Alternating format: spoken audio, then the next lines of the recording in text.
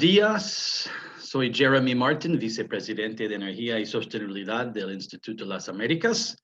Y son las 9 en Quito, son las 6 acá en California. Gracias por dejarme la oportunidad de levantarme bien temprano en la madrugada acá en California. Bueno, a nombre del Instituto de las Américas, bienvenidos a todos ustedes que están acompañándonos en el Zoom, la manera virtual del día de hoy, para nuestra mesa redonda virtual sobre energía en Ecuador.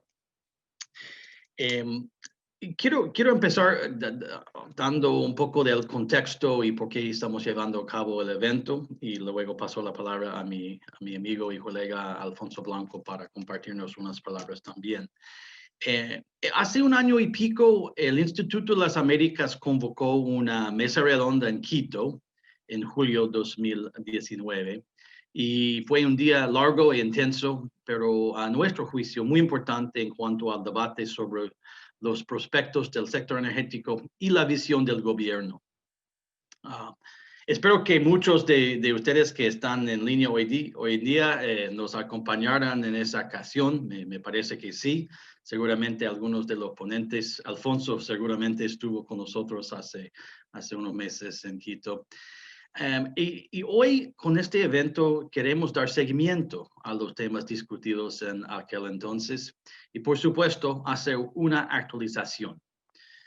Y la realidad es que de hecho durante sus casi 4 años, la administración del presidente Lenín Moreno ha implementado importantes cambios en materia de política energética y regulatoria, todo con un esfuerzo por impulsar la seguridad energética del país y, por supuesto, el desarrollo económico y el bienestar del pueblo ecuatoriano.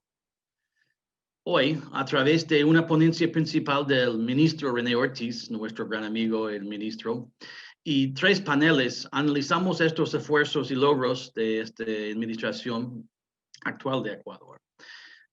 Quiero también en esta apertura agradecer a nuestros patrocinadores del evento, GeoPark, Hershey Partners y Integra Capital.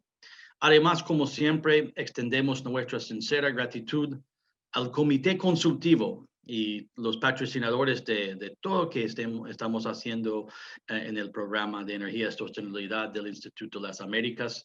Hay un listado, perdóname, pero leer: Chevron, ConocoPhillips, Deloitte, Engie, ExxonMobil, Integra Capital, InterEnergy, MAN Energy Solutions, Orel Energy Group, Pan American Energy, Plus Petrol, Schlumberger, Sempra Energy, Solar Turbines y Sproul.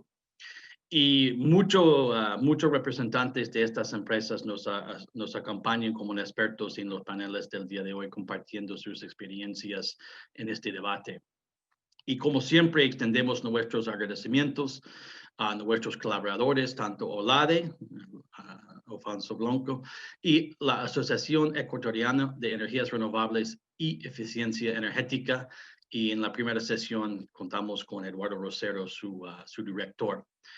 Y por supuesto a todos los conferencistas y expositores por su colaboración, su thought leadership, como llamamos en inglés, y sus pensamientos y su liderazgo en términos intelectuales y como debates que estamos siempre llevando a cabo.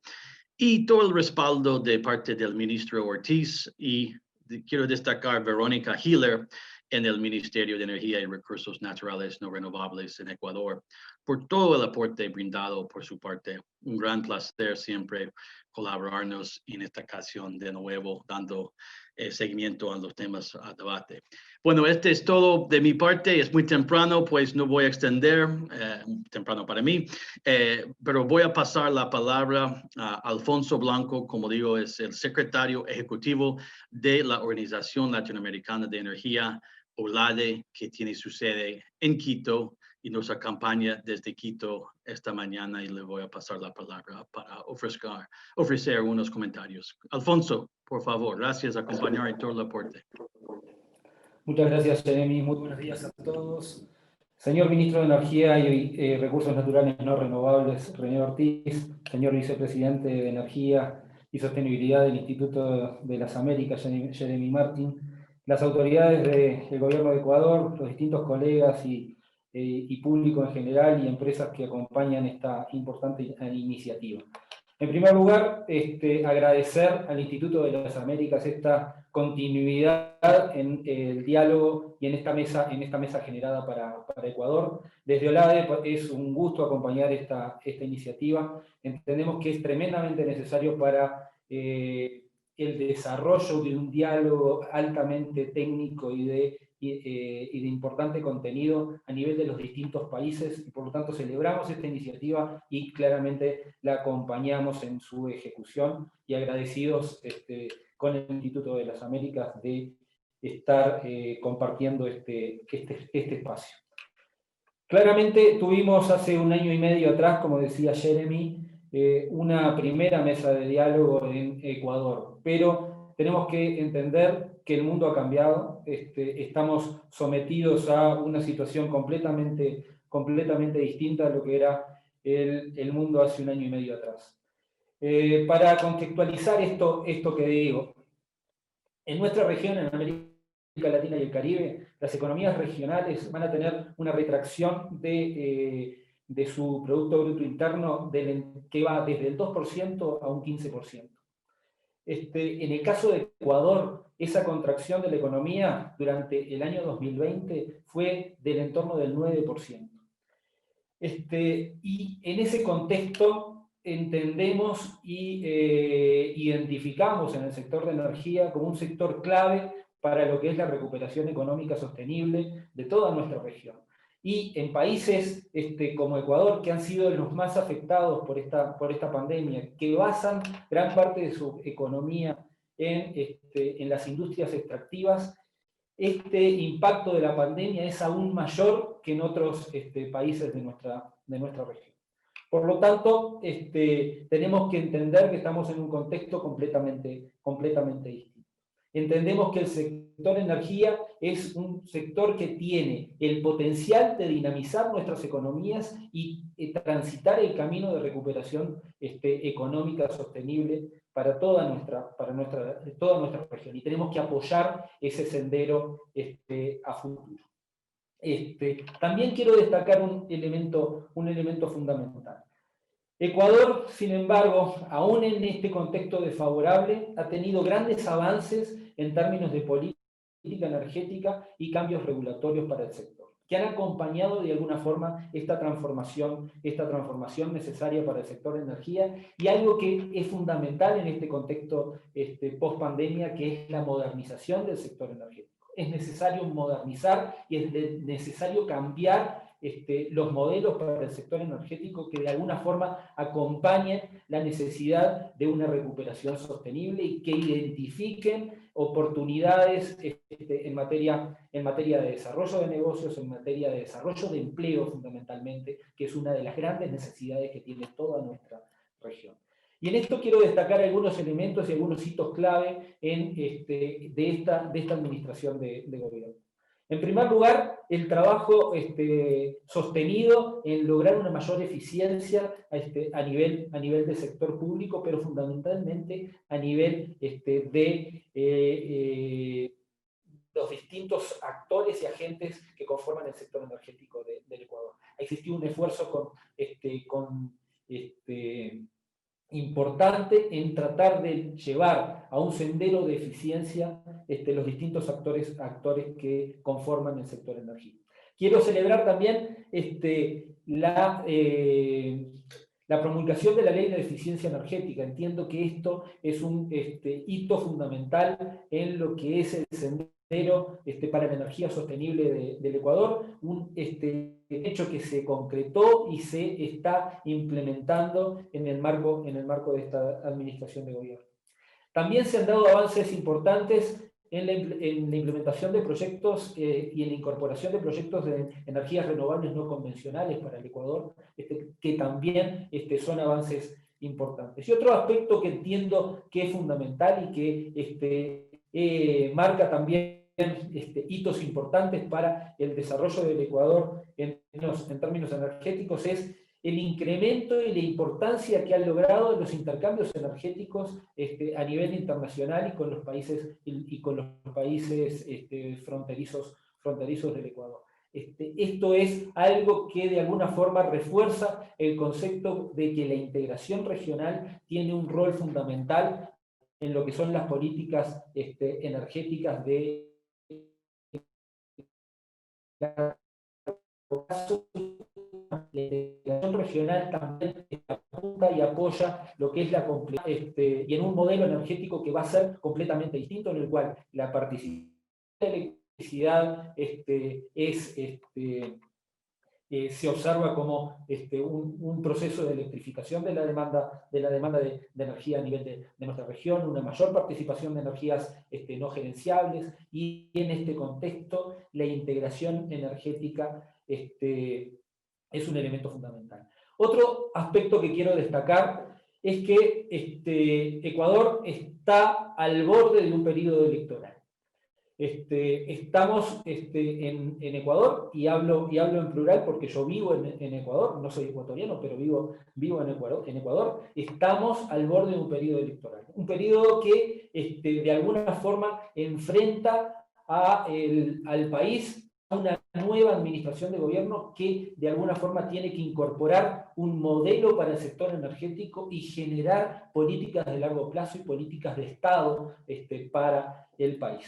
Entonces, en esto quiero dar un mensaje claro. Siempre que el sector energía se constituye en un modelo y un motor de los países, esto se basa en la necesidad de establecer un pacto social y político para el desarrollo del sector energético, y que de alguna forma logre generar políticas de largo plazo, de largo aliento, y el establecimiento de políticas de Estado en tal sentido. Entonces, reforzar este concepto, y en este sentido estos diálogos son fundamentales para nuclear de alguna forma las posiciones de los distintos actores políticos, de los distintos actores de la sociedad civil, de los distintos actores de la sociedad en su conjunto, para generar este concepto de modelo para el sector energía que se incorpore a un modelo de desarrollo para todo el país. Entonces,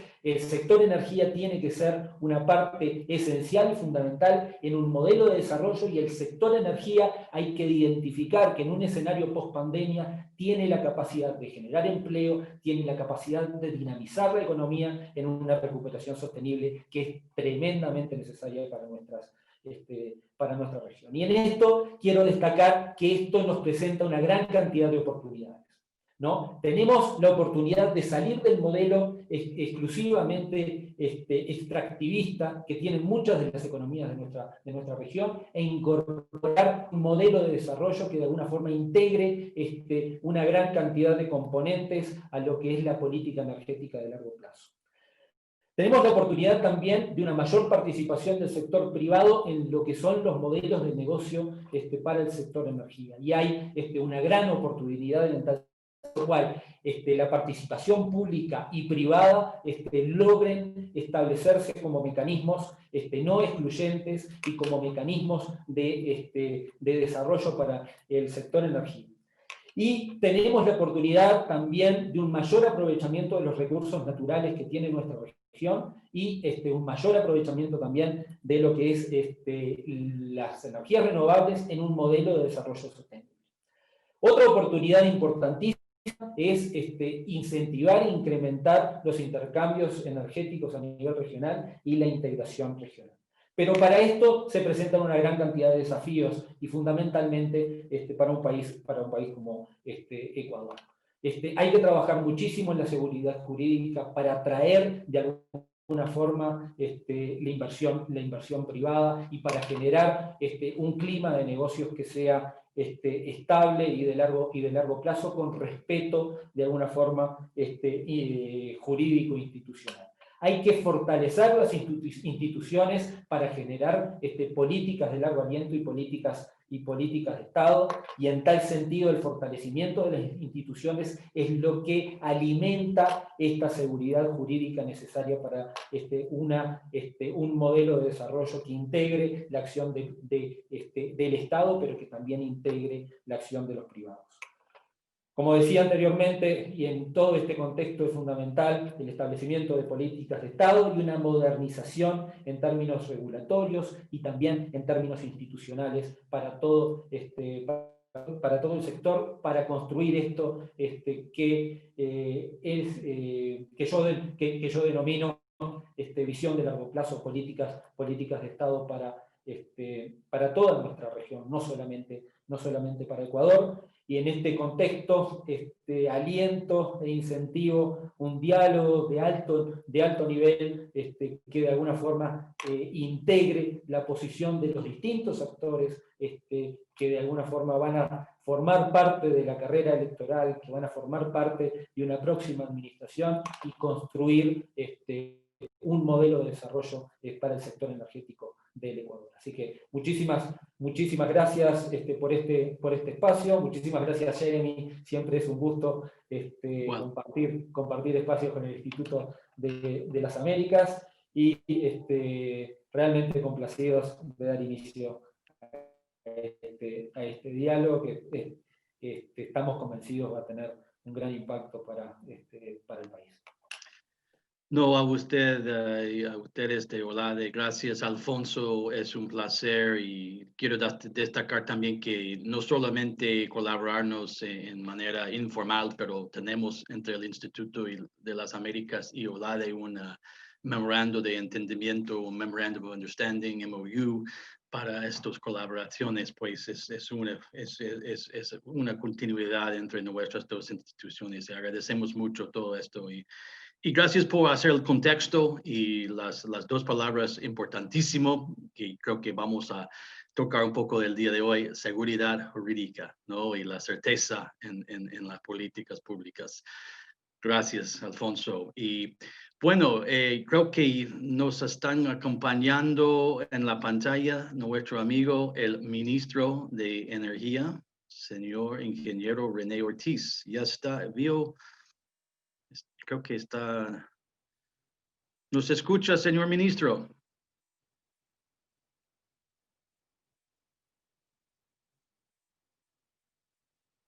Yo veo su nombre en la pantalla. Esta es la nueva realidad de los eventos virtuales, ¿no?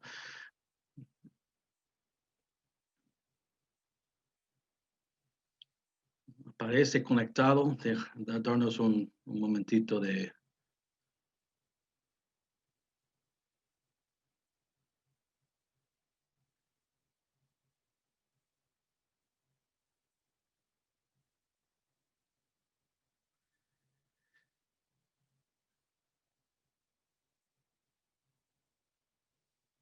Ah, señor ministro, muy buenos días desde California. Buenos días, Jeremy. Qué oportunidad tan buena y saber que tú estás hablando cada vez mejor español. Creo que no, en la madrugada tal vez no, pero gracias por sus palabras. Es un gran placer. Bueno, estábamos con Alfonso y yo antes haciendo un poco de apertura y contexto del evento y referimos un poquito del evento en Quito en julio 2010, ¿cuándo fue? Hace un año y medio atrás. Y en esta ocasión, usted participó en uno de los paneles, pero no como ministro, pero hoy en día contamos como usted, señor, en el ministerio. Y creo que esta oportunidad dar continuidad a los debates y discusiones el día en aquel entonces y como esperamos dar poco seguimiento y me llamó mucha atención algo. Yo estaba en línea con el presidente Lenín Moreno ayer. Él estuvo dando un speech y dijo que en los 5 meses que le quedan, todos los días hay mucho por hacer. Y por lo tanto, creo que usted nos acompaña el día de hoy de contarnos qué logros han realizado, han podido atender en el ministerio y en Ecuador, pero en los meses que quedan, ¿qué pueden hacer para dar la certeza y la seguridad jurídica y todo esto que acaba de mencionar? poner muy, muy importante encima de la mesa, señor Blanco. Pues, ministro, la palabra es suya. Muchísimas gracias, Jeremy. Me complace muchísimo el participar una vez más en este importantísimo evento del Instituto de las Américas. Yo, como ex miembro del directorio de las Américas, me siento más honrado todavía de participar en este evento. Por supuesto, conozco casi de memoria cada uno de los pasos que históricamente ha dado el Instituto en este amplísimo espectrum que es la cooperación e integración de las tres Américas. Y, por supuesto, en esta posición de ministro de Energía y Recursos Naturales de Ecuador, es un placer compartir los avances que se han logrado. Y quiero tomar cola de las expresiones del presidente de la República, ¿no? Aun cuando vivimos esta experiencia de la pandemia, se han podido generar unos logros muy importantes. Quiero resaltar algo relevante dentro de la política energética, que es el proceso de desmonopolización del sector energía. Es decir, se han dado pasos enormes en el proceso de incorporar la participación del sector privado, local y, por supuesto, extranjero, interno y externo, en la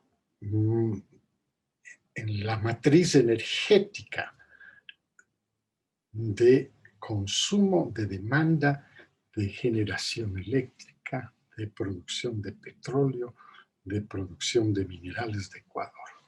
Esto es importantísimo para nosotros porque sí marca un punto de quiebre. El sistema monopólico que existía en la industria petrolera, por ejemplo, todo lo que es referido al downstream, evidentemente entra dentro de un proceso de cambio significativo. Y se ha aprovechado, y voy a hacer una acotación muy directa, se ha aprovechado del proceso planetario mundial del acuerdo de la COP21 de París. ¿Para qué? Para empujar un poco más rápido todo el proceso de eliminación gradual de las emisiones de gases de efecto invernadero, incluido CO2. ¿Qué quiere decir esto? Que también Ecuador entra dentro de este proceso con un ritmo distinto, un ritmo más acelerado hacia este proceso que se lo llama ya como la descarbonización del planeta. Y claro, en eso la electricidad y el desarrollo del sector eléctrico juega el papel más importante, porque yo considero que el planeta ha entrado con gran fuerza en este proceso de electrificación masiva.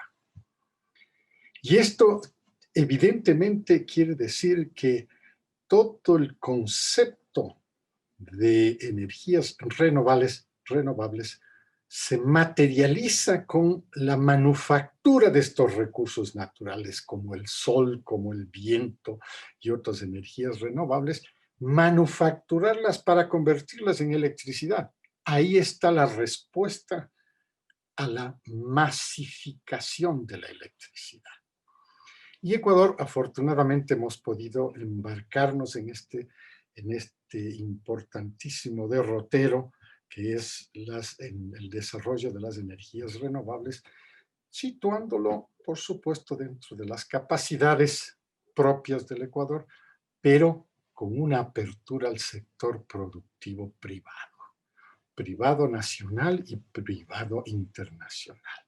Entonces, en generación eléctrica, hemos dado un paso gigante gigantesco en energías renovables, particularmente en los 2 últimos meses, mediante la adjudicación de 2 proyectos enormes de 200 millones de dólares de inversión en la provincia sureña de Loja, con 2 proyectos de wind power de nada menos que 200 megawatts a una compañía privada internacional de origen español y con unas tarifas extraordinariamente competitivas. Y en el Aromo, este lugar donde se iba a construir la refinería del Pacífico, fallida, derrochista, despilfarradora y corrupta, que tiene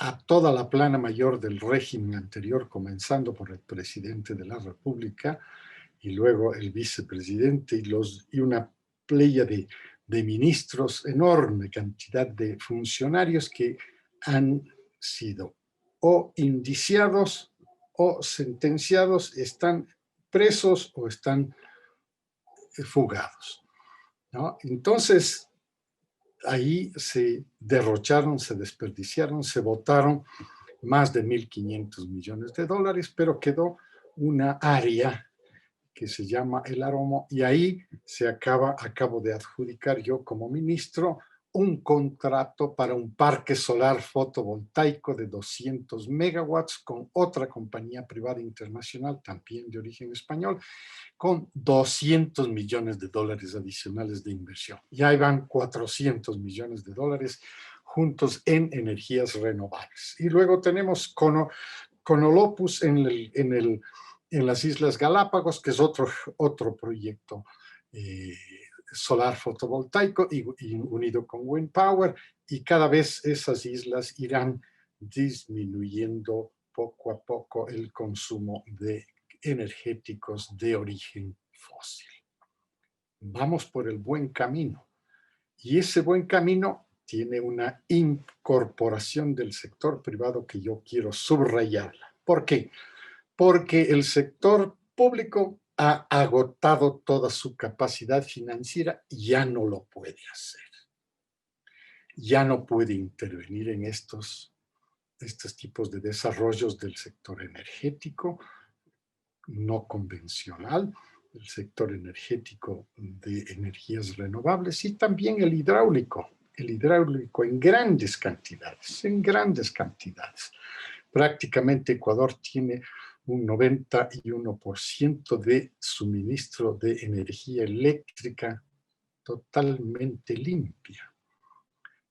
La mayoría es hidráulica. Entonces, todo este concepto original de desmantelamiento del Estado monopólico, ¿no?, de predominio de la empresa estatal, ha ido cambiando, y aquí están las pruebas.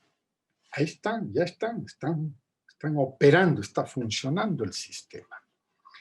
Entonces, esto me permite llevar mi presentación de esta mañana directamente al sector hidrocarburífero. En el sector hidrocarburífero, los esfuerzos que se han hecho son muy importantes. Primero, se ha podido establecer un sistema de comercio de combustibles a precios de mercado. Ya está funcionando, funciona muy bien, está dividido en 2 partes.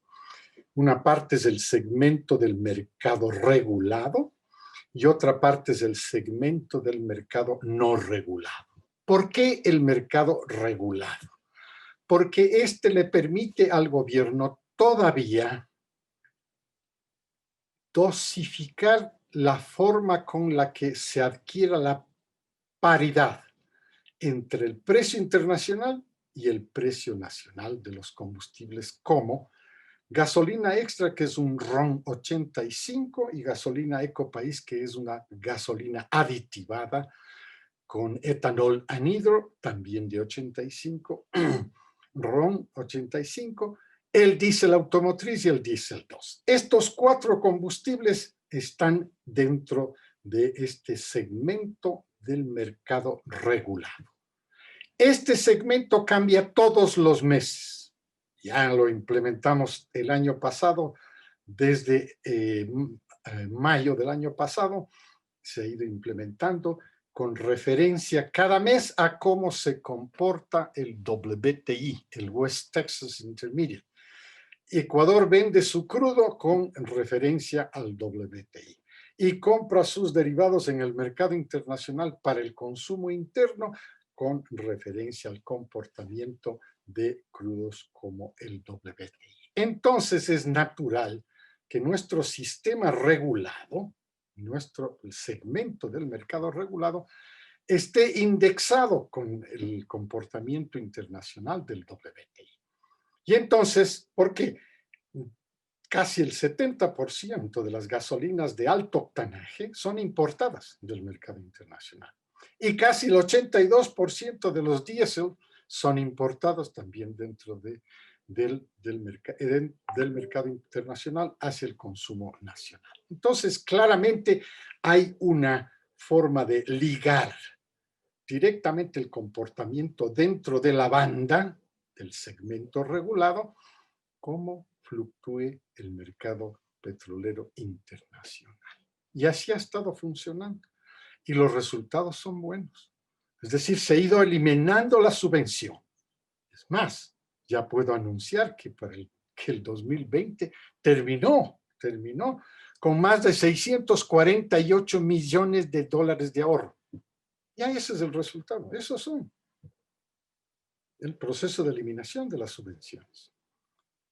Hay un solo producto que queda todavía subvencionado, que es el gas licuado de petróleo doméstico, de consumo doméstico domiciliario. Ya estamos intentando introducir un sistema de focalización también para este segmento, de tal manera que no sea una subvención generalizada. Pero permítame referirme ahora al mercado no regulado de consumo de combustibles. Este está protegido por un marco jurídico nuevo, con libre importación de combustibles por parte del sector privado. Importantísimo. Pero el sector privado, compañías calificadas, no podrían importar un combustible si no tienen infraestructura para muelles, terminales marítimos, poliductos, terminales terrestres, etc.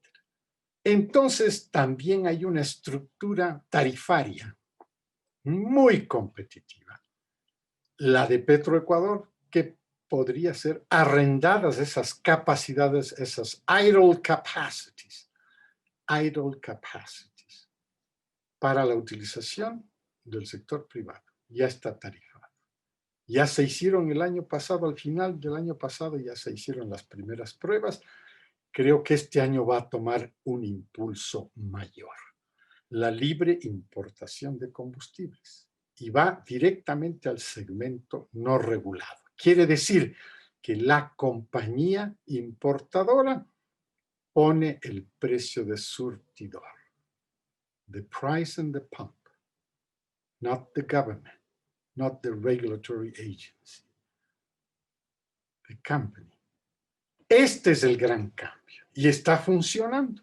Ahora bien, todo esto tiene que ser matizado.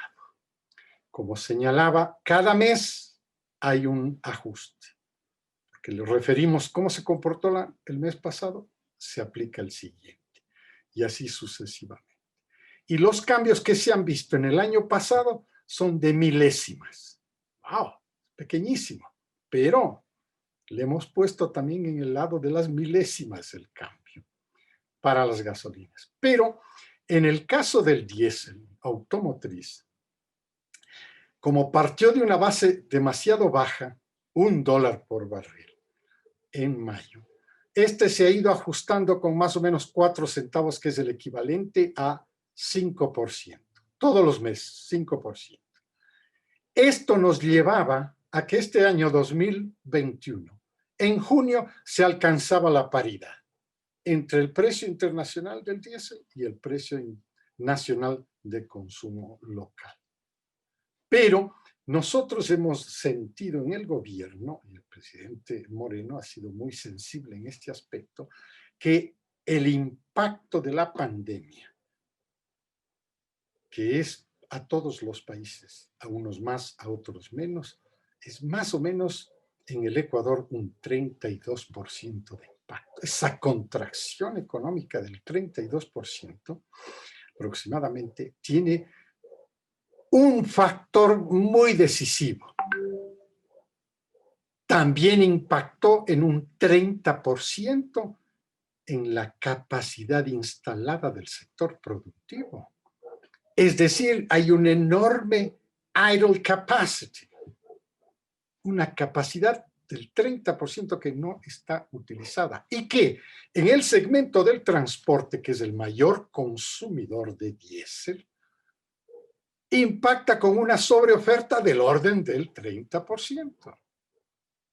Entonces hay una sobreoferta de transporte de carga pesada que evidentemente sufre las consecuencias de la contracción económica. Hay menos producto que mover de un lado para otro. Y entonces se le ha cambiado el ritmo del 5% al 3%, y este 3 dará como resultado que la paridad que se iba a cumplir con el 5%, con el máximo del 5%, en junio de este año, se vaya hacia diciembre del 2021. Allá se va a cumplir la paridad. Entonces, da una especie de alivio a todo el sector productivo privado. ¿Por qué? Porque el sector productivo, todos van a la estación de servicio y compran el diésel. Todos se benefician. Entonces, es un verdadero alivio que le ha concedido el gobierno por extender el sistema para llegar a la paridad de junio hasta diciembre.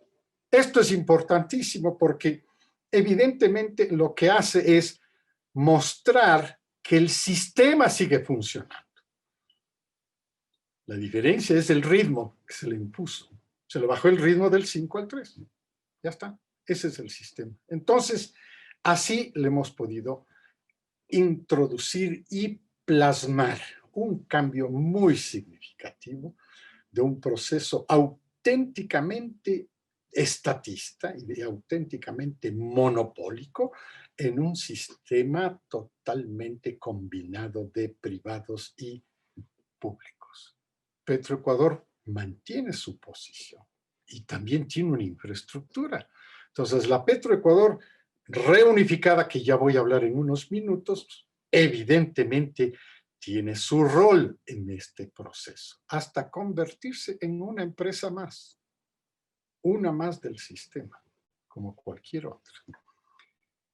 Y entonces, esto me permite también señalar dentro del downstream que las refinerías, 3 refinerías que tiene operando Petroecuador, la reunificada también, esas 3 refinerías no estaban funcionando de conformidad con las necesidades de mercado. En efecto, la refinería de Esmeraldas, que tiene una capacidad de 110,000 barriles, produce, y todavía produce combustibles que no se consumen en el mercado. Entonces había y hay que introducirles una gran mejora, un gran cambio, un upgrading, incluyendo la construcción de un tren de high conversion, de alta conversión para todo el fondo de barril, que es enorme. Entonces, de esa manera, la refinería de Esmeraldas entró en un proceso que lo llamamos delegación al sector privado. Se hicieron las invitaciones el año pasado, los interesados manifestaron con sus cartas el interés, se pusieron en venta los términos de referencia, se compraron los términos de referencia por parte de algunas compañías y finalmente hemos tenido y vamos a tener para este próximo 19 de febrero, tendremos ya la oferta de un grupo que se ha constituido, que es el más grande que jamás se haya visto últimamente. Y es para nosotros, los ecuatorianos, el retorno de las compañías americanas. Por un lado está el grupo Kellogg Brown and Roots, que es uno de los grupos más importantes de los Estados Unidos, de un gran calibre, ¿no?, en todo lo que es la construcción, gran experiencia. Por otro lado, tiene el grupo Hyundai de Corea, que tiene una experiencia de casi 550,000 barriles de refinación en Corea. Ellos serían los refinadores, el grupo de Energy Global, que es el de management, y el estructurador financiero, porque todo este proceso de delegación cuesta dinero. El estructurador financiero es Morgan Stanley, también de Estados Unidos. Este es el retorno de las compañías americanas que fueron prácticamente menospreciadas durante el régimen anterior, maltratadas por el régimen anterior. Inclusive algunas de ellas que estaban en el upstream tuvieron forzadamente que demandar al Ecuador en los tribunales internacionales de arbitraje y mediación. Y por supuesto, perdió el Ecuador todos los arbitrajes. Le ha costado más de 4,000 millones de dólares de indemnizaciones a las compañías que fueron maltratadas. Y usted señalaba, Jeremy, el tema de la seguridad jurídica. Probablemente el gobierno que más destrozó la seguridad jurídica históricamente es el gobierno del régimen anterior de Rafael Correa. Y estamos pagando las consecuencias. Todavía hay una serie de otros litigios internacionales que están en arbitraje. Pero ya hemos pagado como 4,000, el Ecuador ha tenido que pagar como 4,000 millones de dólares en indemnizaciones por el maltrato, el abuso de poder, el abuso de autoridad impuesto por el gobierno del régimen de Rafael Correa. Esto por un lado. Pero regreso al tema de la refinería. Entonces, la delegación en manos del sector privado ya está para adjudicación. Tenemos que terminar en marzo 31, está el cronograma para la adjudicación y el contrato por 25 años.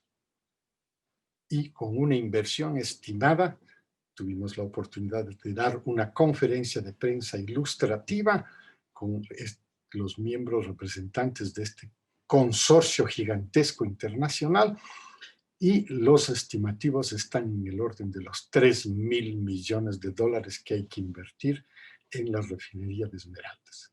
Hay que cambiar cada parte, hay que cambiar cada pieza, hay que cambiar probablemente cada equipo, y encima de eso la construcción de este tren de refinación de high conversion, de alta conversión. Esos son los resultados. Así va caminando el proceso. Esto en el lado de hidrocarburos. En el lado del mercado de combustibles derivados de hidrocarburos. Y en el upstream tenemos un proceso de reposición de reservas. Porque igualmente el régimen anterior lo único que hizo era consumir las reservas descubiertas en años anteriores, sin aportar un solo barril nuevo de petróleo. Un solo barril nuevo de petróleo no lo aportó el régimen anterior. Lo descuidó el tema de exploración y la provincia geológica. La provincia geológica de Ecuador es muy buena, muy atractiva. Y entonces, este tiempo perdido de más o menos 14 años, lo tenemos que recuperar. Y hemos identificado un nuevo polo de desarrollo, que es el extremo suroriental, bastante amazónico, con grandes, interesantes posibilidades.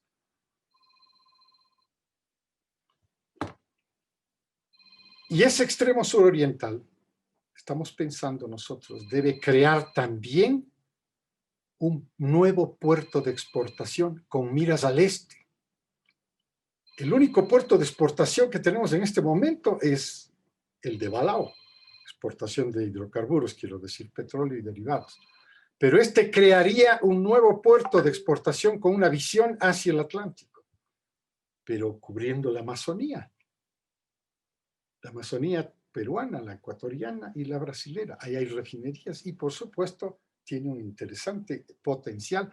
Ahí es donde vamos a dar énfasis en el nuevo periodo de exploración, E&P Activities, para desarrollarse en el extremo suroriental con la creación, porque no existe nada ahí, la creación de un puerto de exportación nuevo para el Ecuador. Y utilizaría algunas capacidades interesantes.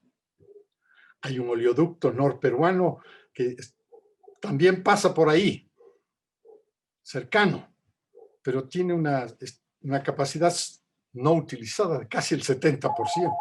Muy interesante, muy interesante.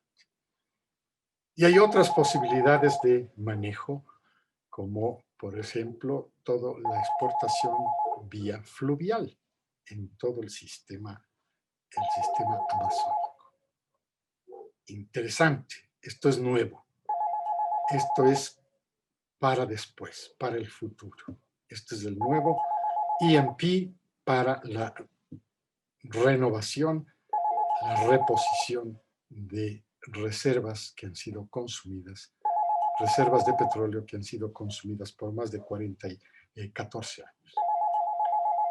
Este es el contexto hidrocarburífero, pero tenemos que tocar también todo lo relacionado con el contexto eléctrico.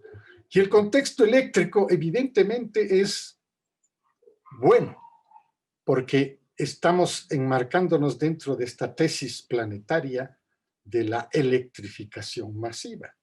Y entonces ahí tenemos todo lo que significa el proceso de participación de energías renovables. Yo ya señalaba en el pasado, hace unos pocos minutos señalaba los importantes avances que ha tenido el Ecuador para llegar a mostrar una matriz energética de desarrollo que realmente cubre más del 91% con energía renovable, que es fundamentalmente hidráulica, ¿no? Pero, en esencia, todavía estas capacidades, 21.900 megawatts son hidroelectricidad y solamente 884 megawatts son electricidad eólica, fundamentalmente en las Galápagos, que fue otro de los grandes decisiones que se tomaron en el pasado, y la futura solar fotovoltaica. Así estamos caminando y con una participación privada con muy buena respuesta. Es decir, el sector privado ha podido apreciar, en mi opinión, que hay una restauración, un proceso de restauración de la credibilidad. Y aquí quiero tocar el tema de la seguridad jurídica. Porque la seguridad jurídica para un país como Ecuador, que tiene una economía dolarizada, es clave, porque la dolarización se sostiene en dos pilares. En el pilar de la inversión extranjera directa y en el pilar de las exportaciones. Esa es la forma de sostener la dolarización en el Ecuador. Pero para poder nosotros atraer inversión extranjera directa, tenemos que dar las señales correctas de seguridad jurídica. Por supuesto, existen personas que reclaman que no se han renegociado los contratos del pasado. Bueno, para mí eso es el pasado. Si hay algo que renegociar, si hay algo que corregir del pasado, lo tienen que corregir. Si es que hay las denuncias de corrupción y todo esto, tienen que ser corregidas por la Administración de Justicia. Hay que dejarle a la Administración de Justicia que funcione. Hagan las denuncias y procedan. El gobierno le da una bandera de comportamiento en todo este proceso de apertura, seguridad jurídica. Y el ministro se inauguró allá el año pasado, en marzo, con la misma bandera de la seguridad jurídica. Y ahí está funcionando. Entonces, le estamos viendo las respuestas, que hay capacidad de hidrogeneración hidroeléctrica gigantesca. Solamente se ha podido lograr aproximadamente 1/5 de toda la capacidad hidroeléctrica que tiene Ecuador. Entonces, y la electricidad es la energía más perfecta, porque usted toma el agua del río, la convierte en electricidad y la devuelve al río. No podría existir otro activo industrial que tenga estas capacidades, como la tiene la hidroelectricidad. Y claro, esto también le colocó a Ecuador en el mercado de los electrones. Hemos podido satisfacer necesidades de Colombia y necesidades de Perú de electricidad, y nosotros teníamos excedentes, y esos excedentes fueron exportados, convirtiendo también al Ecuador en su momento, convirtiéndolo en un exportador de electrones. Es decir, hay grandes perspectivas. El plan maestro de electrificación contempla una enorme cantidad de proyectos hidroeléctricos, probablemente el Santiago 1 y el Santiago 2 y el Cardenillo y todos estos proyectos que están en el plan maestro son de enorme tamaño y son para atraer precisamente inversionistas extranjeros. Pero no existe la capacidad interna para hacer estos proyectos de gran tamaño.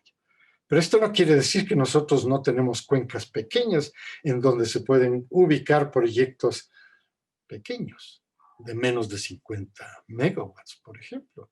Y hemos tenido una respuesta del sector productivo privado buenísima, el local, con inversiones que ya están en un orden de magnitud bastante buena. 400 millones de dólares, fui informado el día de ayer justamente, que se han realizado en proyectos pequeños de menos de 50 megawatts. Los llamamos de autogeneración, pero cuando no se toma toda la autogeneración por parte de un usuario, le queda un excedente y el excedente lo compra el sistema. Interesante, pero funciona. 400 millones de dólares de inversión, 250 megawatts hasta este momento. Y estamos promoviendo más y más. Y la forma de promoverlo es con seguridad jurídica. Hay que hacer honor a los contratos. Los contratos anteriores se firmaron con unas reglas. Hay que hacer honor a esos contratos. Entonces el gobierno le da la seguridad jurídica de rule of law, para que los inversionistas se sientan confiados de que no les van a cambiar las reglas del juego, the rule of law. Y así estamos caminando con todos estos proyectos. Quiero pedirte un favor, Jeremy, un segundo, doy una respuesta rápida a una llamada.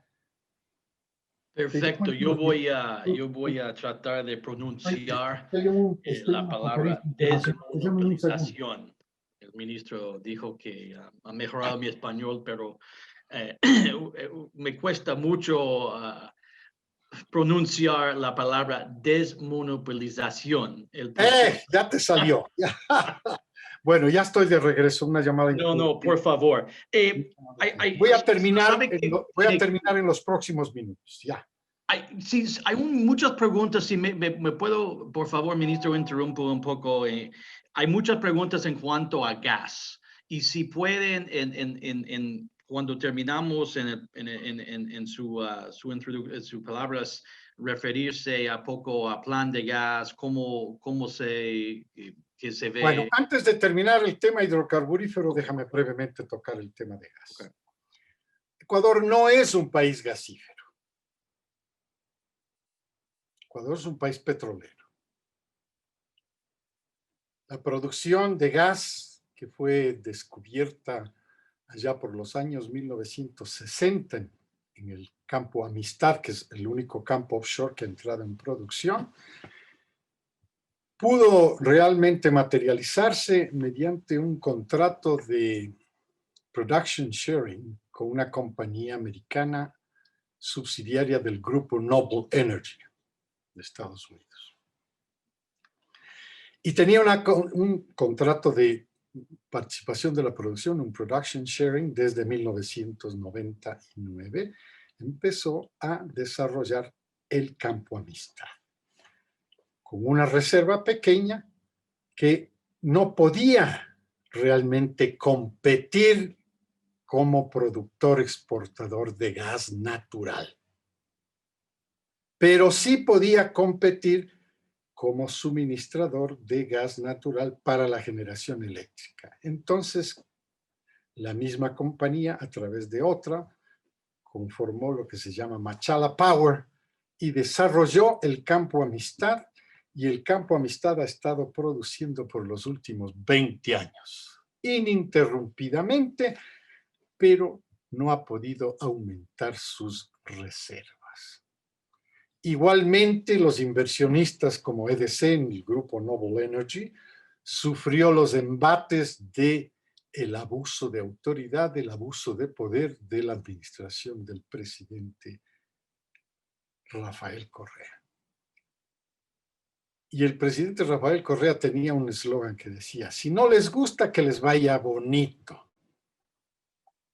Entonces, las demandas internacionales de litigación también se dieron con el caso, el único caso del gas Amistad, del Campo Amistad, que es el gas offshore. Y la perdió Ecuador, por supuesto. Pero el hecho es que la declinación del Campo Amistad es notoria. Y para el 2023 ya está calculado que llegaría al fin del campo. Es un campo pequeño. Señalaba hace unos minutos en la presentación que alcanza 3.900 barriles equivalentes de petróleo, pero para el 2023 ya estaría más o menos en 1.200 barriles equivalentes de petróleo, totalmente no económico. Ahí termina la experiencia de gas natural de Ecuador en el Campo Amistad. Subrayo, en el Campo Amistad. También es parte Ecuador de un protocolo internacional para la captura del gas de los mecheros en los campos petroleros. Pero yo señalaba hace un momento que Ecuador no es un país gasífero. Es petrolero, pero no es gasífero. Y entonces la captación de gas natural asociado a la producción petrolera está esparcida en varios bloques, en varios campos. Y se hizo la captación en el campo de Shushufindi, y hay una planta de producción de gas licuado de petróleo para consumo doméstico, pequeña, ¿no? Ha venido funcionando por los últimos 15 años, pero las captaciones de las emisiones de gases de efecto invernadero han sido calculadas, las emisiones de gases conjuntamente con el mechero, ¿no?, del gas natural, pero son pequeñas, pero la captación resulta bastante complicada. Imagínense lo que significa captar de cada uno de estos mecheros el gas natural que se produce asociado a la producción petrolera. Entonces, hay números, hay cifras, y se usan con mucha ligereza esos números y esas cifras para decir que el Ecuador es o tiene una perspectiva de ser un país productor gasífero. Bueno, los datos son claros. El Campo Amistad está en plena declinación, ¿no? Se hicieron en 2013 las pruebas de certificación con una compañía certificadora de Houston, Ryder Scott, y desde el 2013 no se ha hecho ninguna contratación con Ryder Scott para hacer una reevaluación y certificación de reservas en el Campo Amistad, pero con la producción que se ha ido dando, se hizo un recálculo en el 2016, ¿no?, usando un modelo estático de simulación, y se confirmó que las reservas siguen disminuyendo. Y siguen disminuyendo hasta que nos darán este agotamiento para el 2023. Ahí termina la vida útil del gas Amistad, del Campo Amistad. Ese es el comentario que quiero realizar en relación con las perspectivas del gas propio. Ahora, la perspectiva del gas importado, así como se está importando en este momento gasolinas de alto octanaje o diésel de contenido de calidad Euro 5, bueno, pues esto abrió también, la libre importación abrió también las posibilidades de importar gas natural del mercado mundial. ¿Sí? Está abierto. Y entonces inmediatamente también se han tenido cartas de interés de compañías que están interesadas en la posibilidad. Por ejemplo, toda la infraestructura industrial que se desarrolló por parte de EDC en la parte continental, que conecta el gas del Campo Amistad con 72 kilómetros de un gasoducto submarino, toda la parte continental industrial tendría que ser abastecida por gas natural importado. Y ya están ahí interesados en realizar eso. Todo esto con inversiones privadas. El Estado no va a poner un centavo, nada. Todo esto es inversión privada. Entonces hay ofertas no solicitadas, unsolicited proposals, pero ya la gente ha mostrado ese interés y estamos en ese proceso. Ese proceso necesita una calificación previa. Ya se la ha obtenido, la calificación previa. Esa calificación es una especie de certificación del Estado de que es un proyecto de interés público. Y es de interés público, porque hay una infraestructura que hay que utilizarla para la generación eléctrica y para el procesamiento de gas natural licuificado, que tendría usos diferentes industriales, por ejemplo, en las industrias de las cerámicas, en la industria del cemento, y eventualmente la conversión de todo el sector, del sector automotriz que utiliza diésel para que lo utilice gas natural comprimido. Primero, el gas natural comprimido que se utiliza y que se le utiliza, por ejemplo, en el cono sur de Sudamérica y en Europa y en Estados Unidos, pues este es menos contaminante y más barato que el diésel. El diésel es un combustible caro y más contaminante. Entonces, la sustitución del diésel por gas natural, tanto para la generación eléctrica como para la licuefacción y la utilización de ellos, de este gas natural licuificado, en proyectos, en instalaciones, en activos industriales, por ejemplo, de la cerámica o de cementos, las cementeras, es natural. Y por supuesto, en algún momento, en el sector automotriz. Este es el futuro también del gas natural importado, que entra dentro de esta gran clasificación de la libre importación de combustibles para el consumo interno. Quiero terminar esta breve presentación con unas palabras sobre la fusión.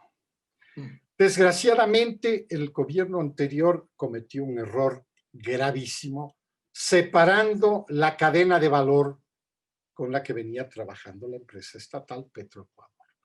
Y la dividió en dos partes, en el upstream y en el downstream.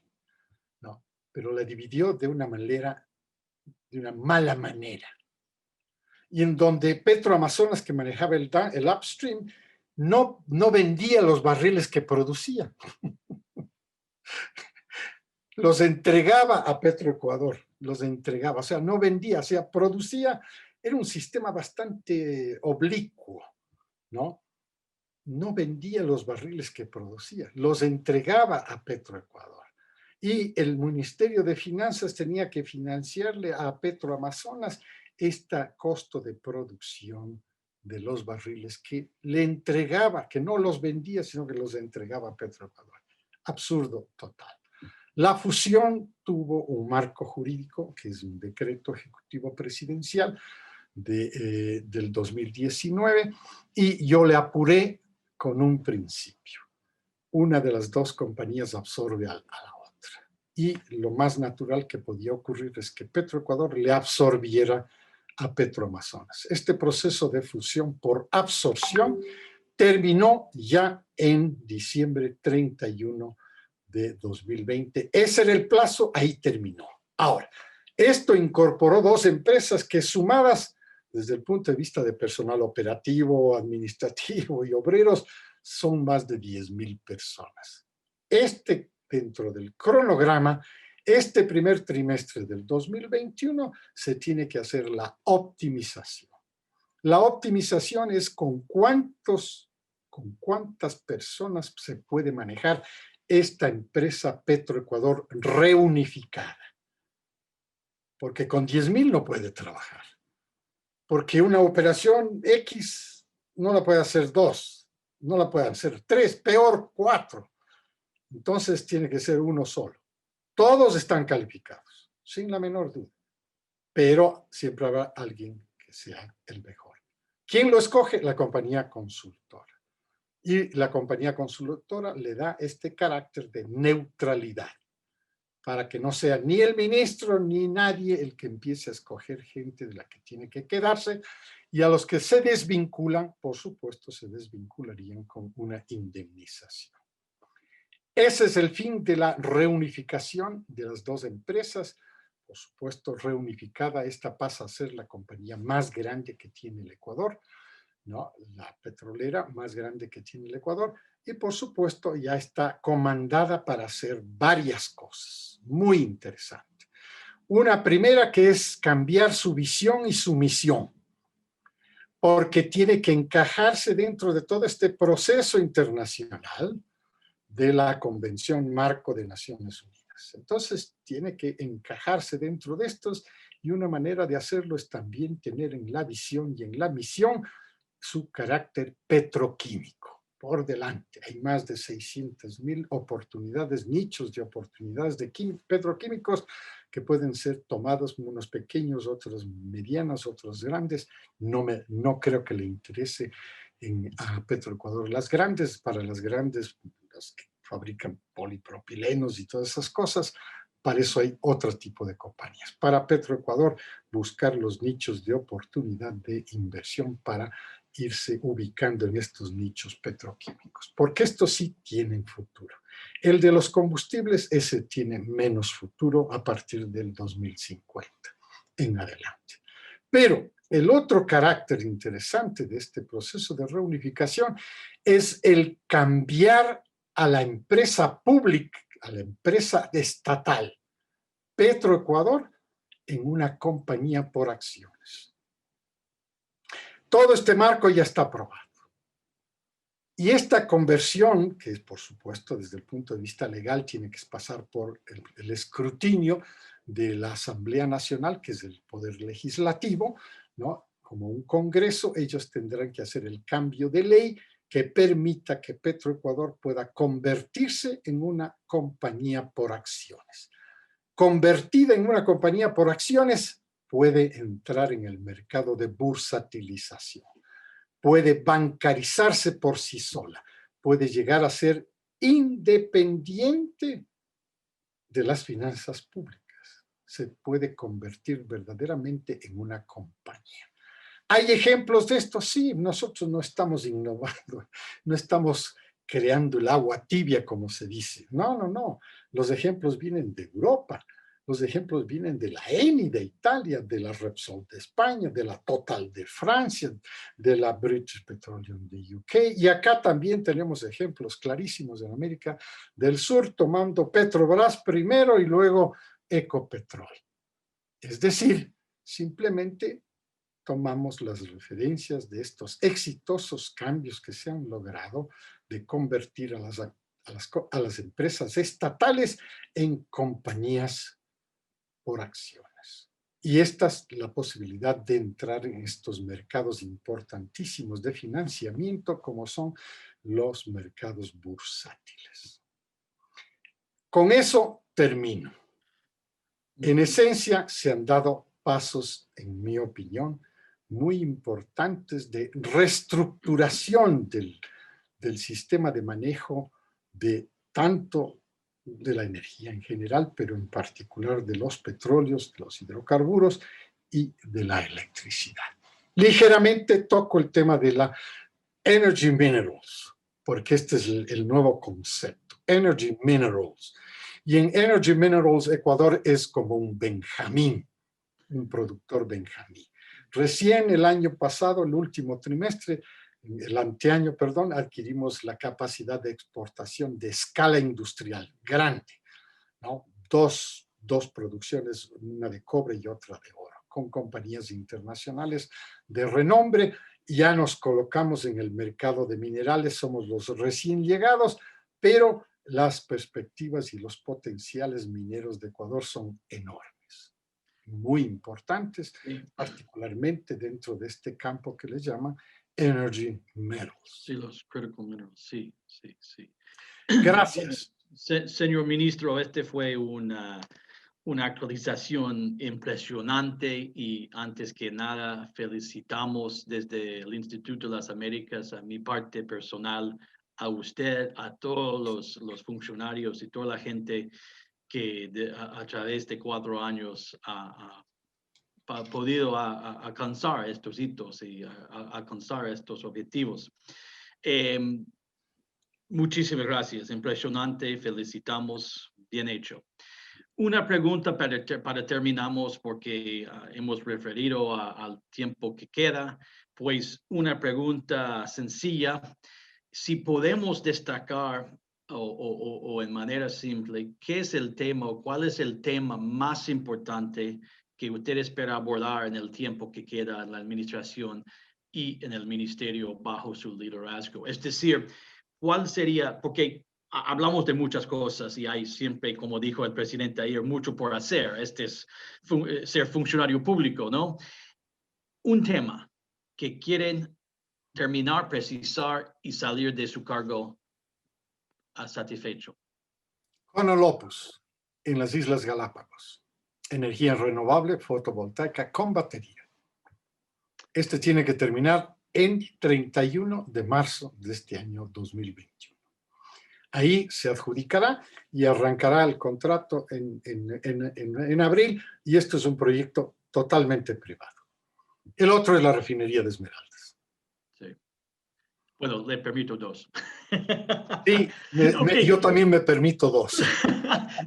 Señor ministro, vamos a chequear, le marco, le voy a marcar en mayo, no recuerdo qué día es la toma de posesión, la transferencia.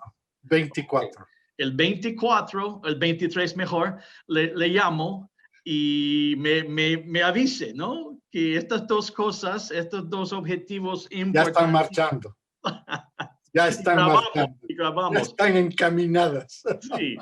Bueno, sí, mi querido René, muchísimas gracias. Es siempre un placer. Usted es un gran funcionario público. El pueblo ecuatoriano beneficia muchísimo de su liderazgo en este año encargado del ministerio. Gracias por el tiempo, gracias por las palabras. Seguimos en contacto y yo creo que abusamos todo el receso, pero la audiencia no, yo creo que no le molesta. Pasamos a una sesión y además un punto final. Sus palabras fueron